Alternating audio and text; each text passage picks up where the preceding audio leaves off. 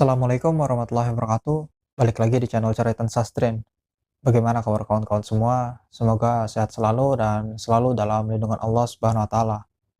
Di episode kali ini saya akan membacakan cerita dari Bang Areste Naniki. Di cerita kali ini sendiri saya akan membacakan cerita tentang para relawan pasca meletusnya Gunung Merapi tahun 2010. Bagi kawan-kawan juga jangan lupa untuk berkunjung ke channelnya Bang Areste Naniki. Untuk linknya sudah saya letakkan di deskripsi. Dan juga bagi kawan-kawan yang baru bergabung di channel ini, jangan lupa untuk mengklik tombol subscribe-nya agar terus bisa mendukung channel ini. Selamat mendengarkan.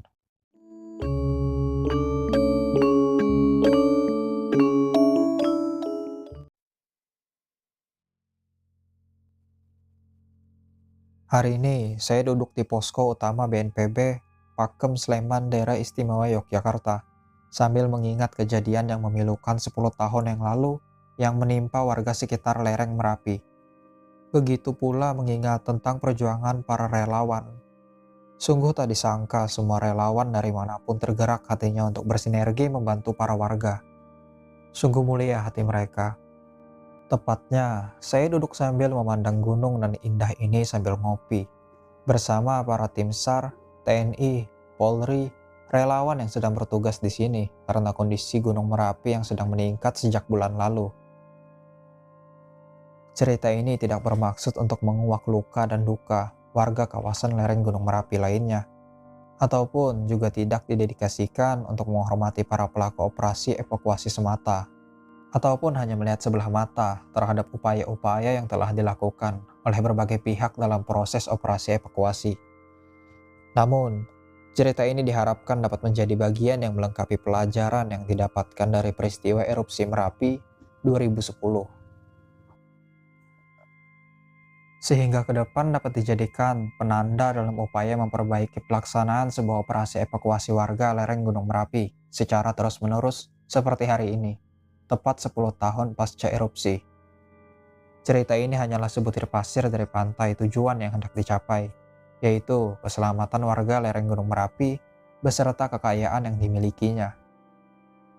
Rabu, tanggal 27 Oktober 2010, sekitar jam 4.15 pagi. Sesuai briefing SRU, sekitar 33 orang elang berangkat dari posko operasi di Dusun Pangukrojo, Desa Umbul Harjo, menuju pemukiman Kinarjo untuk melakukan evakuasi yang kesekian kalinya pasca erupsi Gunung Merapi sehari sebelumnya. Tim evakuasi berangkat dengan menggunakan alat transportasi yang seadanya. Ada sebuah sepeda motor yang digunakan bertiga, dan ada pula sebuah mobil sedan serta mobil rescue yang ditumpangi 2 kali kapasitas normal. Selama sekitar 20 menit perjalanan, debu vulkanik yang menutup jalan berterbangan di hempas roda kendaraan juga memperlambat laju kendaraan. Bahkan, beberapa sepeda motor dan sebuah mobil terseok. Lapisan debu semakin tebal sepanjang perjalanan hingga mendekati pemukiman Kinarjo. Bukan sebuah perjalanan yang mudah menembus medan yang 12 jam sebelumnya terkena material erupsi Merapi. Setelah memarkir kendaraannya menghadap ke selatan dan tanpa mencabut kunci kendaraan, semua anggota SRU, tim evakuasi berkumpul di titik koordinasi di persimpangan antara jalan aspal dari pertigaan menuju jalur pendakian dengan jalan dusun dari Kali Kuning menuju ke pemukiman Kinarjo.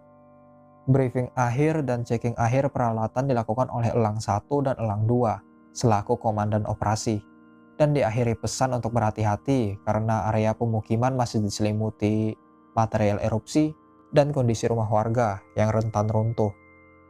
3 SRU bergerak ke 3 sasaran yang berbeda. Sasaran SRU pertama adalah Masjid Al-Amin dan rumah kediaman Mbah Marjan. SRU kedua menuju rumah-rumah yang berada di bawah rumah Mbah Marjan, dan SRU ketiga menyisir rumah warga yang berada di atas rumah Mbah Marjan. Elang 1 akan mengkoordinasi pergerakan seluruh SRU dari titik koordinasi, dengan ditemani Elang 2 yang memegang radio komunikasi Handi Talki yang memantau dinamika aktivitas Gunung Merapi. Sekitar jam 4.50 pagi, SRU 1 dan SRU 2 meluncur bersamaan ke pemukiman Kinarjo, sedangkan SRU 3 mulai menuju ke atas. Sungguh pemandangan yang tak terperikan.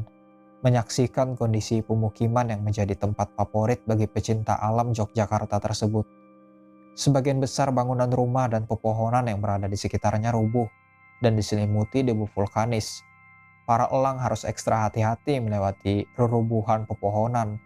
Di beberapa titik masih terlihat api menyala. Kinarjo, 27 Oktober 2010, jam 4.56 pagi.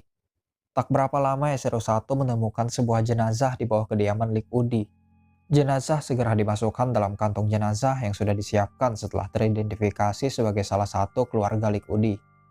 Dengan mempertimbangkan waktu tersedia, berpacu dengan ketidaktentuan aktivitas Gunung Merapi, jenazah segera dirapikan dan dibawa ke titik koordinasi. Sejurus kemudian, sebagian elang yang tergabung dalam Esero 2 yang dipimpin elang 4 melakukan penyisiran di sekitar kediaman Mbah Marjan.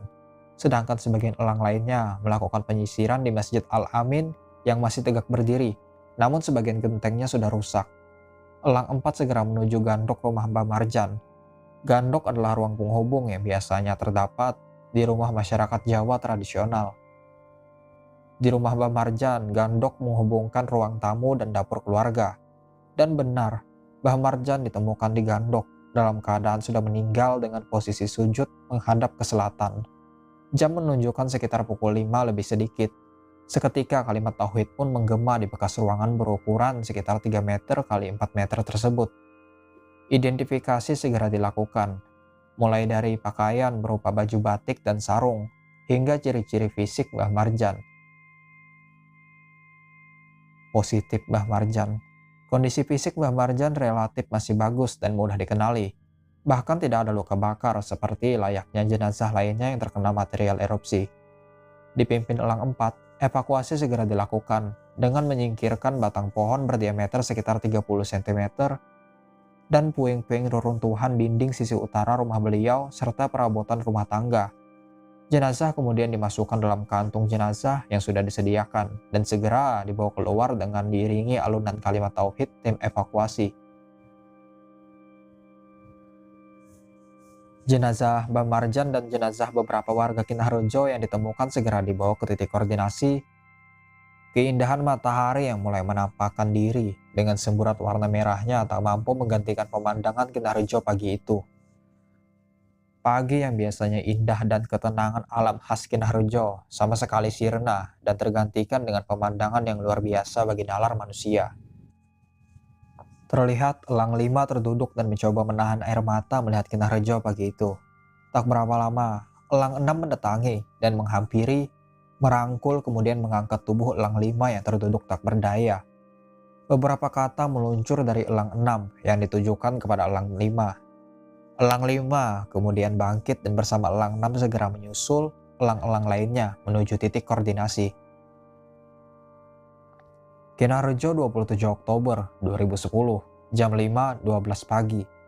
Di titik koordinasi kantung jenazah Mbah Marjan sudah dimasukkan ke sebuah mobil dan kemudian ditutup dengan sebuah mantel atau jas hujan warna biru. Tak berapa lama mobil tersebut segera meluncur turun menuju rumah sakit dengan ditemani beberapa elang, sedangkan beberapa jenazah lainnya sedang dimasukkan dalam sebuah mobil ambulan. Kerumunan orang di titik koordinasi semakin banyak, terutama warga Kinarjo yang naik kembali untuk memastikan keberadaan dan keadaan saudara mereka. Beberapa warga terduduk lesu setelah mengetahui ciri-ciri fisik jenazah yang sudah berada di titik koordinasi. Sebagian lainnya berwajah tegang, menunggu kabar dari Esero 3 yang masih melakukan pencarian korban. Bahkan ada beberapa warga yang kemudian menyusul ke atas. Sementara itu, sebagian elang dari Esero 1 dan Esero 2 segera membantu pencarian. Sasarannya adalah rumah warga yang berada di barat titik koordinasi menuju Kali Kuning dan kemudian bergerak ke atas. Sebagian lainnya membantu membawa kantung jenazah dan menyusul Esero 3 yang saat itu sudah berada di pemukiman yang berada di sekitar jalur pendakian. Elang 7 dan elang 8 yang hendak menyusul rombongan Esero 3. Tiba-tiba elang 1 menghentikan mereka. "Kalian berdua ke atas saja. Sisir jalan ini dan rumah di sekitarnya." "Siap," saut elang 7 dan langsung merubah arah langkah kaki. Mereka menyisir satu persatu rumah. Rumah pertama dan kedua kosong. Di dalam rumah ketiga mereka menemukan 3 warga yang sudah meninggal. Dikarenakan tidak membawa kantung jenazah, maka mereka hanya memberi marker di jalan masuk ke rumah tersebut. Kamu naik saja. Saya akan turun mengambil kantung jenazah. Siapa tahu masih ada korban yang hidup. Pinta Elang 7 kepada Elang 8. Elang 8 pun menyahut. Oke, mereka pun berpisah. Kinarjo 27 Oktober 2010 jam 5.43 pagi. Sesampai Elang 7 di titik koordinasi, ternyata semua kantung jenazah sudah terpakai. Bahkan 2 dari 6 jenazah dibungkus dengan menggunakan selimut seadanya. Elang 7 pun menyampaikan informasi kepada Elang 1 bahwa tim yang berada di atas membutuhkan tambahan kantung jenazah untuk mengevakuasi korban. Setelah berdiskusi, Elang 1 berkata, "Oke, kalau begitu ambil sarung, jarik, atau apapun untuk dijadikan alas dan selimut penutup jenazah sebanyak-banyaknya kepada beberapa orang yang sudah berada di sekitar titik koordinasi. Ayo mas, kamu bantu aku.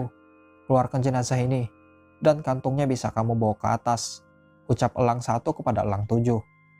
Elang 7 terdegun dan terdiam beberapa saat. Mungkin bimbang di antara dua kondisi yang tidak sama enaknya. Akhirnya, Elang 7 mengikuti perintah tersebut, mengeluarkan jenazah dari kantung, meletakkannya kembali dan menutup dengan lembaran kain seadanya.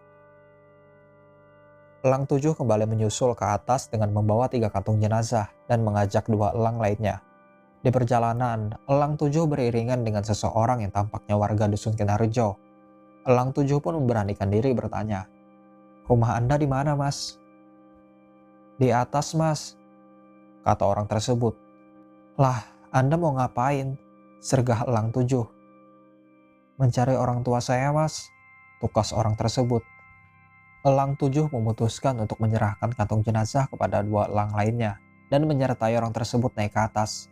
Nama warga tersebut adalah Suparman, sebut saja begitu.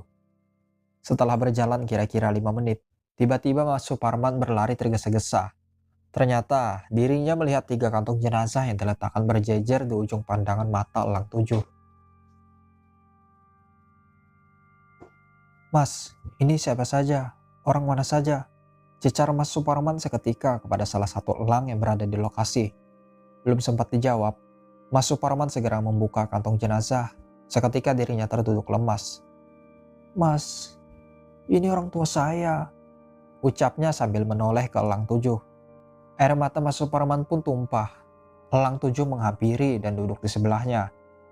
Sejurus kemudian Elang 7 merangkul Mas Suparman. Kemudian terdengar beberapa kalimat meluncur dari Elang 7 dan selanjutnya terdengar ucapan basmalah. Kedua orang tersebut mengucapkan surah Al-Fatihah dengan kepala sama-sama tertunduk. Tiba-tiba Elang 7 berteriak, "Hei, Mas, jangan ambil gambarnya. Jangan." Seraya mengangkat tangannya lurus ke depan kepada seseorang yang sedang mensut peristiwa yang dialami Mas Suparman. "Loh, kok nggak boleh? Ini kan," jawab si kameramen. Belum selesai si kameramen berucap, "Ambil yang lainnya aja. Ini bukan komoditas," sergah Elang 7. "Atau kalau mau ambil, kelahi dulu kita," tambah Elang 7 dengan nada lebih ketus. Akhirnya si kameramen memilih pergi. Belakangan diketahui bahwa si kameramen merupakan wartawan dari salah satu stasiun TV nasional yang entah berhasil menyeludup atau diseludupkan. Dan pertimbangan Elang 7 melarang wartawan tersebut adalah kekhawatiran bahwa rekaman tersebut akan menjadi bahan eksploitasi berlebihan terhadap momen kesedihan warga Kinarjo. Setelah semua warga Kinarjo yang diduga menjadi korban dapat dipastikan keberadaan dan keadaannya, maka seluruh elang segera membawa turun kantung-kantung jenazah tersebut ke titik koordinasi. Sebagian besar korban dapat diidentifikasi oleh keluarga yang berada di titik koordinasi. Segera diberi tanda pada kantung jenazah yang bersangkutan. Setelah itu, jenazah-jenazah tersebut dinaikkan ke sebuah mobil pickup dan tak lama kemudian mobil tersebut meluncur turun ke rumah sakit. Sejurus kemudian Elang 9 menyalakan sepeda motornya dan meluncur turun. Tak seberapa jauh, Elang 9 berhenti di sebuah mulut gang. Dengan bergegas Elang 9 melangkah ke bangunan rumah yang berada di depannya. Rumah Lik Pujo. Yang punya rumah sudah dipastikan berada di salah satu rumah sakit di Jogja dengan kondisi luka bakar. Elang 9 menyaksikan sebagian genteng rumah depan runtuh, pohon-pohon dan menara komunikasi yang roboh di pekarangan dan menimpa teras rumah belakang. Elang 9 segera masuk rumah belakang melewati pintu depan yang terbuka. Seluruh ruangan berwarna sama, abu-abu. Setelah melihat keseluruhan kondisi rumah, Elang 9 kembali ke rumah depan yang terhubung langsung dengan ruang dapur. Kalender tidak terbakar, seperangkat peralatan minum tanah liat di atas meja berselimut debu vulkanis. Elang 9 melihat dinding, kalender tidak terbakar, lambang keraton Ngayogyakarta yang terbuat dari kayu masih utuh. Kemudian mata Elang 9 berhenti pada jam dinding. Elang 9 mendekat ke jam dinding dan mengusap sebagian permukaan kacanya. Jam menunjukkan angka 7 kurang sedikit. Muncul pertanyaan di benak Elang 9. Inikah saat yang terhenti di Kinarjo? Elang 9 kemudian keluar rumah dan berpapasan dengan beberapa elang yang sudah berada di halaman rumah Lik Pujo. Terjadi sedikit pembicaraan di antara para elang tersebut. Selain Elang 9, semua elang meneruskan langkah ke belakang rumah, sedangkan Elang 9 menuju ke tempat sepeda motornya. Di pinggir jalan, Elang 9 bertemu dengan Elang 1 dan Elang 10 yang sedang berdiri menghadap ke Gunung Merapi. "Gimana mas?" tanya Elang 10 kepada Elang 1. Elang 1 hanya menoleh sambil tetap mendengarkan informasi dari Handi Talki. Tak berapa lama, Elang 1 memanggil Elang 10 dengan lambaian tangan agar mendekat. "Kamu naik dengan motormu, tarik seluruh teman-teman yang masih di atas untuk turun. Aktivitas Merapi meningkat," kata Elang 1. Tanpa berkata lagi, Elang 9 segera menaiki sepeda motornya menuju titik koordinasi. Sesampai di titik koordinasi, Elang 10 melihat beberapa sepeda motor yang terparkir dan beberapa orang masih berada di sekitar pemukiman warga Kinarjo. Sebagian besar dari kebanyakan orang tersebut sedang asyik mengambil foto kawasan Kinarjo. "Hei, semuanya, turun, turun, Merapi naik, Merapi naik," teriak Elang 10 kepada orang-orang tersebut. Orang-orang tersebut segera berlarian ke sepeda motornya masing-masing. "Masih ada orang gak mas di sana?" tanya Elang 10 kepada salah satu orang tersebut. "Masih mas," jawab orang tersebut sambil berlalu. Elang 10 segera naik dengan masih mengendarai sepeda motornya. Hingga reruntuhan pohon yang melintang di jalan sesaat Elang 10 melihat seseorang yang kesulitan memutar sepeda motornya. Setelah memutar sepeda motornya menghadap ke selatan, tanpa mematikan mesin, Elang 10 turun dan kemudian berjalan ke arah makam yang berada di punggungan sebelah barat Masjid Al-Amin. Dengan berdiri di bagian pinggir punggungan, Elang 10 memperhatikan pemukiman di sekitar rumah Mbah Marjan. Terlihat 3-4 orang masih mendokumentasikan tempat tersebut. "Oi, oi!" teriak Elang 10 sekuat tenaga. Orang-orang yang berada di bawah menoleh. Elang 10 segera melambaikan tangan kanannya sembari tangan kirinya menuju ke arah Gunung Merapi. "Balik, balik cepet!" Elang 10 berteriak lagi. Orang-orang tersebut segera berjalan ke arah Elang 10. "Lari, lari, Merapi naik, Merapi naik!" Lagi-lagi Elang 10 berteriak. Setelah itu, Elang 10 segera menuju sepeda motor dan menaikinya sambil berjalan turun. Elang 10 masih menengok ke arah barat jika masih ada orang yang berada di kawasan tersebut. Sesampai di titik koordinasi, Elang 10 berhenti dan menunggu orang-orang yang diteriakinya tadi. Beberapa saat kemudian, orang-orang tersebut sudah sampai di titik koordinasi dengan terengah-engah. "Ayo mas, turun," kata Elang 10 dengan sedikit bentakan. Elang 10 pun mengacu sepeda motornya menuju pertigaan Ngerangkah. Di pertigaan Ngerangkah, lebih banyak lagi orang yang sudah berkumpul di tempat tersebut. Tak berapa lama kemudian, serombongan mobil pejabat tiba di pertigaan Ngerangkah dan terus berjalan naik. Beberapa elang tersenyum kecut dan bahkan ada yang berkata, "Telat komandan, bangunnya kesiangan." Sekitar jam 8, Elang 1 dan Elang 2 mengumpulkan seluruh elang untuk melakukan briefing operasi. Elang 1 menyatakan bahwa operasi untuk sementara dihentikan. Rekapitulasi sementara korban yang sudah dievakuasi. Seluruh personil akan ditarik ke posko untuk istirahat dan digantikan dengan personil lainnya. serta adanya informasi yang menyatakan bahwa masih ada 2 orang warga Kinarjo yang belum ditemukan keberadaan dan keadaannya. Berdasarkan informasi dari keluarga, kedua orang tersebut diperkirakan masih mencari rumput ketika erupsi terjadi pada Selasa sore. Terakhir, Elang 1 menyatakan rasa terima kasih kepada seluruh elang yang telah terlibat dan berkontribusi dalam operasi evakuasi warga Kinarjo pagi itu. Lereng Selatan Merapi, Cangkringan. Cerita pindah dulu ke daerah Cangkringan.